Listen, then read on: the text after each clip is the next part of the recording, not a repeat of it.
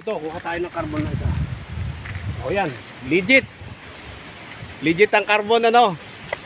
Sobrang legit na carbon dito sa amin sa Pulilio Island. Ito daw ay nasunog na eh. Tawag dito, nasunog. Ito, akit tayo ng bundok. Ina. Gumulong ang tao. Ayaw. Nadali tayo dun ah. Okay. Aha. O yun, nandito nga.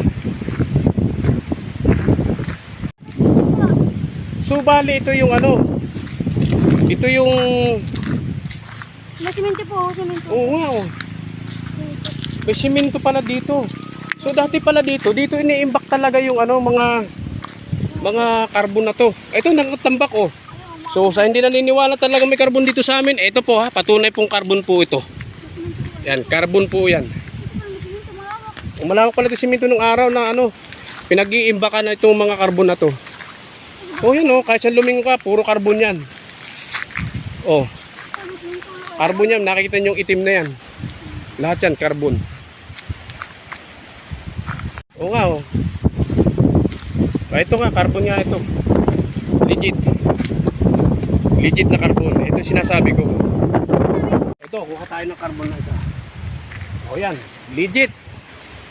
Legit ang carbon, ano? Sobrang legit na carbon dito sa amin sa Pulilio Island. Ito daw ay nasunog na eh. Tawag dito, nasunog na siya. At ang hirap patay ng apoy nito. Grabe ano, ang dami oh, lalaki pa. Oh, lalaki.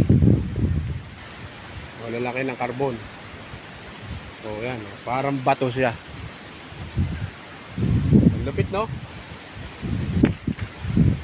Dami. Bigat niya. Oh, ito lang mabigat siya sa parang bato. Ganito ang carbon ha, parang bato.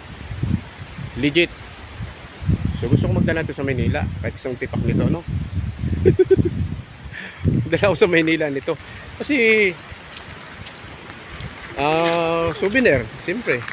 Kahit na ako taga rito sa amin, eh sa tagal ko dito na ano, dito sa Pulilio sa amin, ito talaga, hindi ko pala itong lugar na ito. Meron pala nito dito sa ibabaw na itong bundok na to. Pinakabundok niya dito malapit na. Dito pala itinatambak nung araw yung sako-sako na o tinutunladan ng carbon na kung saan hinuhukay dyan sa sinasabi nila na minahan ano.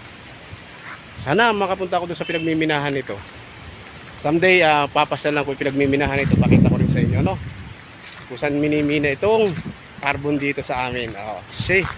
Kaya yun po ang dahilan kung bakit meron tayong tulay dyan, pantalan o yung poste dyan nakikita niyo. Malayo ka pa dun sa may dagat, pupunta pa lang ikaw dito sa Pulilio Island, ay makikita mo na yung Bato Beach na yan, o yung may poste o may mga ano dyan, matataas na poste na yan. Para daw gagawin nilang ano ito gagawing pantalan ng araw. So itong bato na ito hanggang doon o simento